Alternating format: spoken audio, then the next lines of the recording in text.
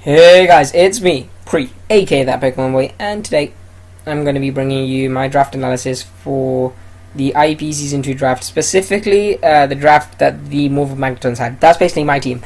For those of you who aren't familiar with the IEP, it stands for the Interregional Elite Poké Cup, and it's a league I effectively created, but yeah, there's links in the description for our Twitter, our Facebook, and our YouTube, which will have videos shortly after this one goes up.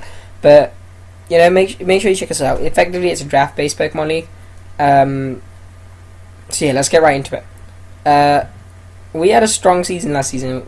I guess we finished second, which is kind of okay. I would have preferred to win it, but Jet did deserve to win it anyway. Each team, returning team, was allowed to keep up to 6 members of their team, provided they had 6 legible Pokemon. You basically could only keep one of the following: 1 OU, 1 UU, 1 RU, 1 NU, 1 Mega, 1 Utility. Utility was optional, provided that you had a Pokemon that was RU or under. Everything else you pretty much had to keep unless you didn't have one. So this is what I kept. I kept Talonflame in OU because Brave Bird. I kept Tentacle in UU because I wanted to keep the bulky water spinner. I figured even if my draft went like horribly, at least I still had a spinner, and that was important because it gave me a way to control hazards. More specifically, get hazards there with T-Spikes, but make sure my side was still hazard free. RU, I didn't actually have anything I could keep with RU, so I would draft twice for that. You'll see that later. Magneton was the thing I kept in NU because I felt as if I could draft Magnezone, but this thing, I felt as if it's a better value pick because it's in NU. It also gives me a Volt Switch user. It gives me a lot of versatile options with HP and with like hidden power is what I mean, and whatnot. And I kept Mega Latias because it was great last season, and I see no reason to drop it. So let's get into it. OU, I knew what I wanted to pick, and that's what we got. We got Hippowdon back. Obviously, basically how it worked was, once you drop that Pokemon, anyone can pick it up. Now, if no one picks it up, you can then pick it up as your OU pick, or your UU, or your RU, or your whatever pick. And that's what we did. We picked up Hippowdon because it was there, and because Hippowdon is great. I don't need to say much. You guys saw it in action last season with Sandstream, and with the high HP and defense. It's just such a good physical tank. It's a proven physical tank. That's why I picked it up. On to UU. UU, we picked up something else that we dropped. We picked up Florges. Don't worry, not everything I dropped I would end up picking back up. There's 2 of them. But yeah, it's just such a good cleric. Like 154 base per def is just insane, and it gives me another wish. Because Latias does get wish, but this is I feel as if it's better almost at the wish passing. It gives me a cleric option as well with heal belt and with aromatherapy. I could also use the Carmine variant, which I didn't get a chance to do last season. So yeah, I'm looking forward to using this. RU, where I had 2 picks, I'll run you through them separately. The first pick was Hitmontop. Now, I picked Hitmontop because originally I was going to pick Aromatisse in RU, but once I saw Florges was open in UU, I picked Florges instead, which meant I didn't have to pick Aromatisse in RU, so I picked Hitmontop instead. Last season we did have an Intimidate user. We had Stoutland, but I didn't feel as if it made sense to use Intimidate on Stoutland when I wanted to use it as Sandrush, and that was just so much better. So I was almost certain I wanted an Intimidate user this season. So we picked up him on top. It also gives me an option as an offensive spinner, something I feel as if I lacked last season. It's got good stats around the board. 95 attack, 95 defense is pretty good. 35 in special attack doesn't matter. And base 110 Spadef means I could run the Assault Vest variant. Its HP could be a bit better, with 50. It leaves something to be desired, but I can still make use of that. And base 70 this speed isn't necessarily bad, considering, it's pretty bulky. Intimidate is obviously a usable ability, but if I want to go more offensive, the Life Orb variant, I could go for Technician boosted, Mach Punch, Technician boosted, Fake Out, Rapid Spin, and Bullet Punch. It gets all of them, so it's got so much priority, which is great. And yeah, that's why I picked it up. Next thing I picked up in RU was this thing, Melibata. Now originally I was going to pick up Rose Raiding UU, but because I picked up Florges there, it needed to pick up a special attacker here, so I picked up Melibata. is basically between this, Selgor, and Typhlosion. I didn't want to pick up Typhlosion because I had another fire type in mind, which you'll see later. So I picked up this over Selgor because, one, it's got no rock weakness, and I knew I had rock weaknesses coming, so I didn't want the additional rock weakness. And two, it gets a lot more coverage. Also, Pirouette form is an option, let's not forget that, you know.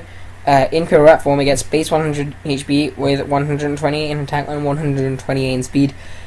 That is insane. That is insane.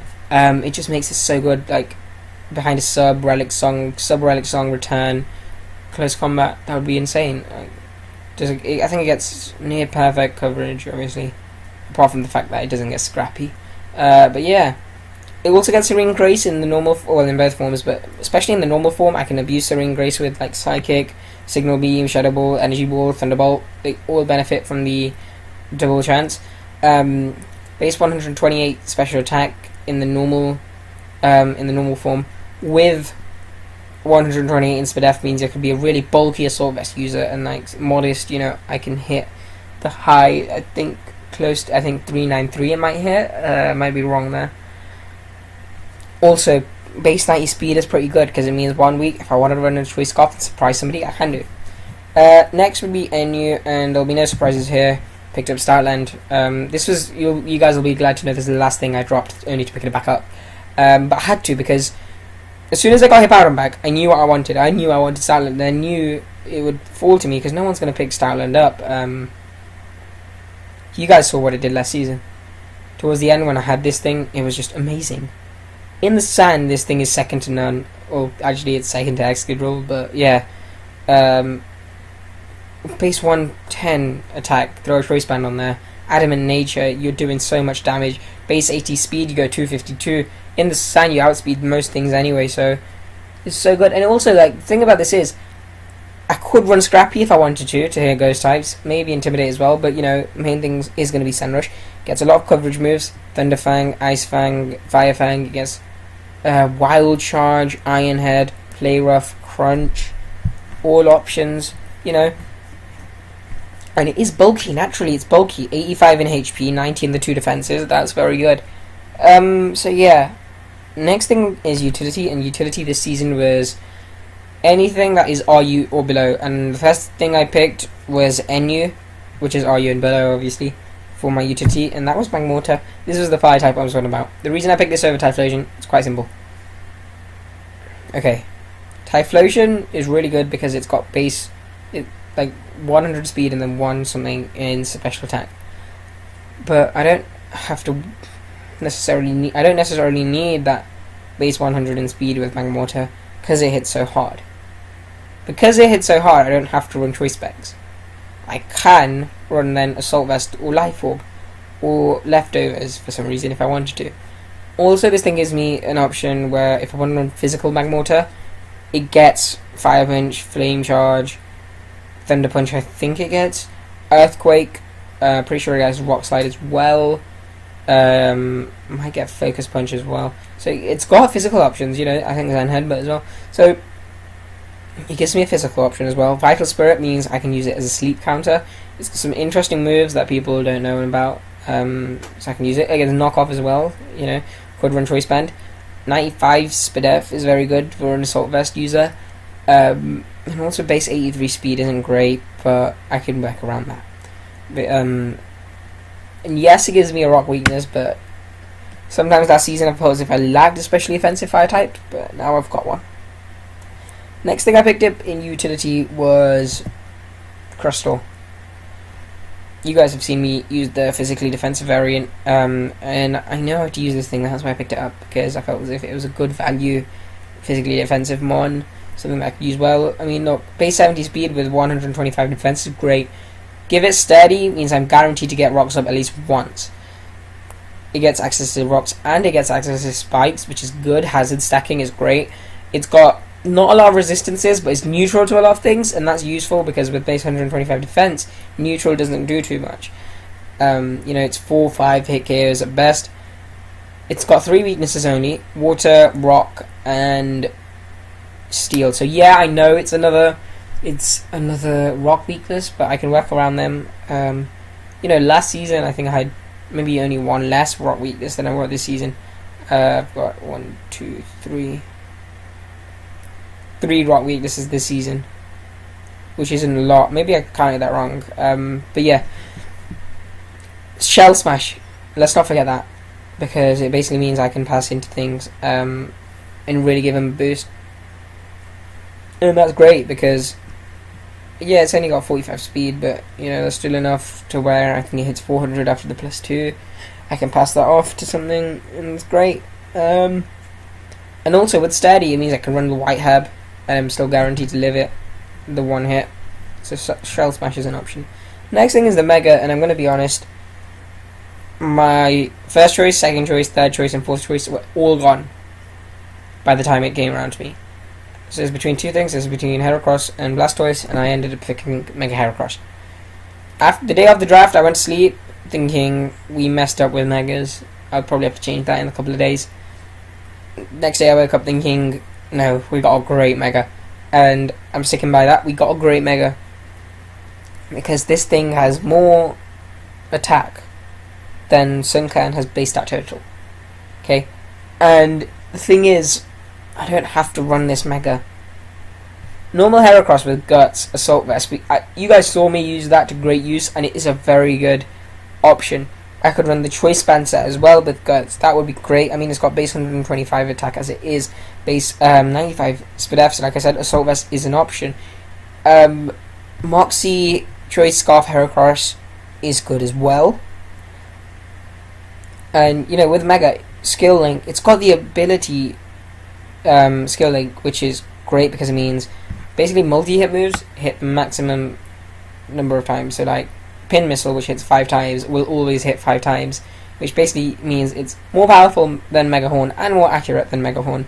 It gets Rock Blast and Pin Missile also to abuse these. Yes, it gets Arm Thrust, but I won't be using Arm Thrust, I don't think, because it only gets base 75. If Arm Thrust was like 25 and it hit 5 times, yeah, that'd be great, but obviously it's not.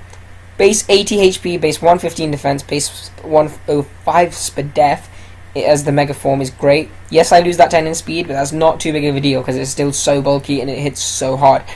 I don't even have to run Adamant. I think even uninvested, this thing just with 31 IVs and nothing else, this thing tops 400. That's how good this thing is. I cannot wait to use it. I mean, the only downside I see is the 4 times weakness to flying types, but that can be worked around considering not everyone will have a flying type. And you know, with Crustle, if this thing gets the baton pass from Crustle, we can watch people cry. So yeah, here you have your Season 2 IEP squad members for the Mauville Magnetons. Talonflame, Tentacle, Magneton, Latias, Hippowdon, who's moving. Is there 2 Hippowdons? No, we've only got 1, but there's 2. Florges, Hitmontop, Meloetta, who can be Pirouette form. I just should mention that Latias could also be Mega. Starland, Magmortar, Crustle, and Heracross, who can also be Mega. We did really well. I'm confident this time around about the draft. I don't think I'll have to change too many things. I probably will change 1 or 2 things, but nothing that I can think of right now. Probably after I've had the battles and think, okay, yeah, that needs change. But I'm happy with the squad members. I mean, we've not got too many rock weaknesses. That's important. I see 3 rock weaknesses: Talonflame, Magmortar, and Crustle. Apart from that, I don't see a rock weakness. We've not got too many 4 times weaknesses. I see Talonflame, Magneton, and Heracross. They can be worked around. So yeah, we've got a great balance. Question of the day. I know this is towards the end of the video, but question of the day. Which one of these 12 are you most excited to see in use in the IEP next season? Let me know in the comment section below. And yeah, that's everything. Like I said, I am confident for this season in the ability of my Pokemon. Oh, look at the teeth the Hippowdon's got. Look at that. It's like this. That's great. But yeah, guys, for now, hey guys, you've reached the end of my video. To show my thanks for you watching the whole thing, here's a picture of Jesus riding Arceus.